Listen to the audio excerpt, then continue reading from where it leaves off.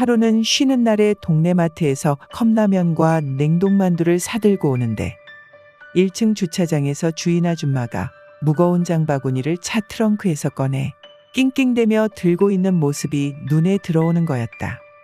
반갑기도 해서 일단 아줌마에게로 뛰어갔다. 아줌마, 어머, 옆방 총각이네. 이 시간에 어쩐 일이야? 네, 집에서 영화나 보고 푹 쉬려고요. 그런데 장 보고 오신 거예요. 응, 이것저것 사다 보니 장바구니가 한가득이지 뭐야? 주인 아줌마는 반가운 미소와 함께 은근히 바구니를 들어줬으면 하는 눈치였다. 무거우시죠? 제가 집까지 들어다 드릴게요. 아줌마는 졸지에 든든한 짐꾼이 생겨 기쁜지 연신 호호거리며 앞장서 걷기 시작했다. 짐을 내려놓고 그냥 나가려고 했더니 아줌마가 소파로 끌어당기는 거였다. 더운 날씨에 고생했는데 그냥 보낼 수 없지? 이리 와서 과일이라도 좀 먹고 가. 그러고 보니 테이블 위에는 시원한 주스와 수박이 놓여져 있었다. 아줌마는 큼직하게 자른 수박 한쪽을 손수 챙겨주며 살갑게 대해줬지만 난 한껏 차려입은 아줌마의 외모에 자꾸 신경이 쓰였다. 30대 중반에 결혼한 지 얼마 안 된 아름다운 미시 같았다고 할까? 전체적으로 서구적인 체형의 이목구비가 뚜렷한 미스코리아 한성주를 상당히 많이 닮았다. 난 한참 동안 아줌마 얼굴을 빤히 쳐다보았다. 총각, 내 얼굴에 뭐라도 묻었어. 그때부터 아줌마는 자꾸 짓궂은 말장난을 하는데 정말 환장할 노릇이었다. 간드러지게 들려오는 아줌마의 목소리도 그렇게 매력적일 수가 없었다. 나도 옆방 총각 같이 듬직한 애인 하나 있었음 정말 좋겠다. 호호. 아줌마의 말은 나에겐 상당한 충격이라 한참 동안 말을 잇지 못했다. 짓궂은 장난으로 치부하기엔 당시 아줌마의 말과 행동이 너무나도 노골적이었다. 어머, 너무한다. 아줌마는 정말 큰맘 먹고 한 말인데 왜 아무런 대답이 없어? 전 총각이고 아줌마는 결혼까지 하신 분인데 남편분께서 알기라도 하면. 그러자 아줌마가 테이블 위를 손바닥으로 탁탁 치며 깔깔거리며 웃는 것이다. 남편, 깔깔깔, 아직 모르는구나? 나 그 양반이랑 이혼했어. 몰랐구나? 그 말을 듣자마자 난 정신줄을 놓고 말았다. 아무 꺼릴 것이 없는 돌싱녀였다고. 아줌마도 나를 반기듯 이내 코맹맹이 소리를 지르기 시작했다. 자기 생각보다 선수네. 보통 내기가 아니야. 여자 꽤나 울렸겠는데. 맞지? 총각, 우리 집에서 저녁까지 먹고 갈래? 내가 오늘은 맛있는 거 해줄게. 아줌마는 내가 자기 애인이라도 된 것 같이 연신 자기야라는 호칭으로 날 불러댔다. 안녕하세요. 지방대 전자과를 졸업한 27살 총각입니다.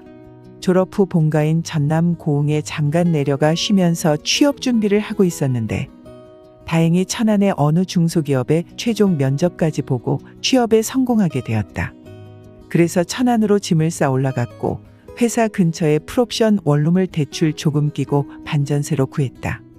한 층에 4가구가 있었고 4층 건물이었지만 엘리베이터도 있었는데 인근에선 아마 제일 깨끗하고 지은 지 얼마 안 된 최신축 원룸에 내가 첫 입주한 상태였다. 입주한 원룸은 가장 위층인 4층에 302호 주인집 바로 옆에 붙어 있는 커다란 테라스가 있는 302호 원룸이었다. 처음으로 하는 자취생활에 신이 난 나는 원룸에 필요한 각종 물품들을 쿠팡에서 주문해 집을 꾸미고 최고 사양의 CPU와 그래픽카드가 들어가 있는 컴퓨터도 한 대 구입해 원룸 한 켠을 마치 PC방처럼 만들었다. PC 책상 바로 옆에는 5단 책장도 설치해 거기다 온갖 라면이나 과자류를 구입해 진열하고 그랬었다. 타지에서 고단한 직장 생활이 이어졌지만 퇴근하면 집에서 배틀그라운드도 하고 롤도 하면서 나름 스트레스를 해소해 나가며 혼자만의 생활을 즐기고 있었다. 사실 옆집에 주인이 산다고는 들었지만 한 달이 넘도록 주인 집에 사는 사람을 한 번도 본 적이 없었다. 왜냐면 임대 계약할 때도 부동산의 관리인이 와서 계약서를 작성했거든. 아침 8시에 출근하고 저녁 7시에 퇴근해서 집에 오면 방 안에만 틀어박혀 주구장창 게임만 해댔으니 주인이 우리 집을 찾아오질 않는 이상 거의 마주칠 수가 없는 게 현실이었지. 그리고 며칠 뒤 밤에 주인 집 앞에서 남녀의 고함이 오가는 소동이 벌어진 거야. 그래서 무슨 일인가 하고 나가봤지. 혹시 원룸 주인 되세요? 안녕하세요. 저는 한 달 전에 302호로 이사 들어온 사람인데요. 라고 인사를 했지. 그 두 사람도 언성 높여 싸우다 말고 조금 민망했던지 자기가 주인 맞다고 반갑다고 인사를 하더라. 나중에 안 사실이지만 신랑이 주인 집 아줌마보다 10살 많았는데 아저씨는 52살, 주인 집 아줌마는 42살이었다. 아저씨가 바람을 피워 합의 이혼을 한 상태였는데 그날 아이 양육권 문제로 신랑이 집에 찾아와 문 앞에서 다투고 있었던 상황이었다. 아무튼 그 상황에 주인 아줌마와 안면을 트고 한 번씩 지나다 보면 인사를 나누는 계기가 되었지. 퇴근하고 집으로 돌아가는 길에 주인 여자가 1층 주차장에 주차하고 검정색 제네시스 G80에서 내리는데 나랑 마주치게 되었다. 중요한 볼일이라도 보고 들어오는지 한껏 꾸몄더라고. 짙은 화장과 타이트한 일자형 검정색 원피스에 검정 스타킹을 신고 있었는데 아줌마의 얼굴과 너무 잘 어울렸다. 가볍게 인사 나누고 주인 여자가 먼저 뒤돌아 엘리베이터 쪽으로 걸어가는데 그때의 뒷모습은 지금도 잊혀지지가 않는다. 왠지 모를 끌림을 느꼈던 것 같다. 그냥 단순히 연상의 여인에 대한 끌림, 그리고 이혼하고 혼자 사는 여자에 대한 측은함 같은 것들이 동시에 복합적으로 느껴졌던 것 같다. 순간 난 그녀를 뒤를 따라가 엘리베이터를 함께 탔다. 4층까지 올라가면서 그 짧은 순간에 여러 생각을 했다. 혹시 아줌마가 먼저 총각, 자기 집에서 차라도 한잔하고 갈래? 나도 영화 속 주인공처럼 연상의 주인 아줌마와 비밀스런 사랑을 나눌 수도 있지 않을까? 하지만 현실은 그렇지 않았다. 그럼 쉬세요 한마디만 남긴 채 아줌마가 내리길래 순간 아쉬웠다.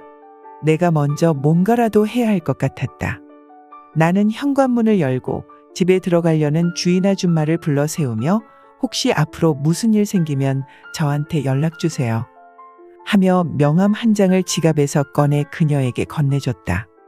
마치 헌팅할 때 여자한테 연락처를 주는 것처럼. 그것도 40대 주인 아줌마한테.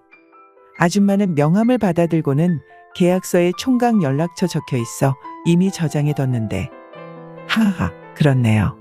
지금 생각해도 민망하고 웃긴 상황이다. 그날 이후 우리는 마주치면 진한 농담 따먹기는 기본으로 하는 정도의 사이가 되었다. 그녀가 협의 이혼하고 6개월 뒤 전 남편이 그 사이 재혼했단 소리도 전해 들었다. 전 남편과 처음 사귈 때는 그 남자의 자상함과 친절함에 끌렸었지만 결혼 생활 10년 차 때부터는 권태 때문인지 언젠가부터 바로 옆에 있어도 손 한 번 안 잡아주고 부부 사이엔 사랑보단 친구처럼 의리로 지내게 된 거죠.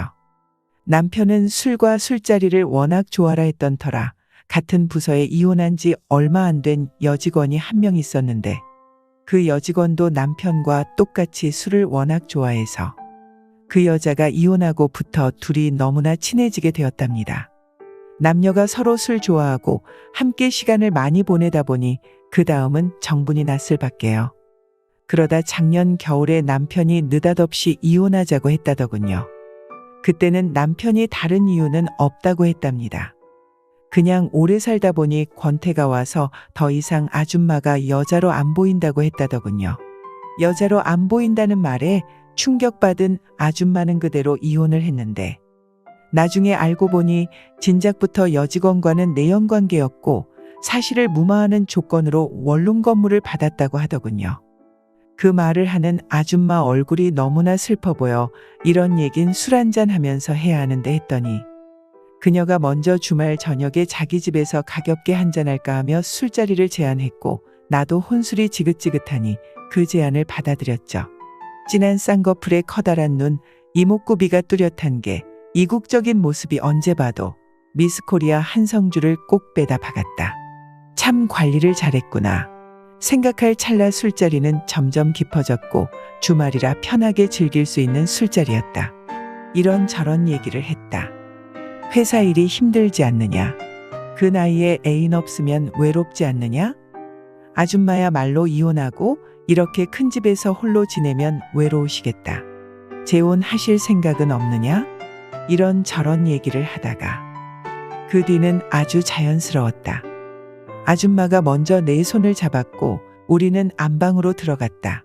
내가 살던 원룸은 점점 버려졌고 우리 둘은 주인 집에서 동거하다시피 생활하며 살았다.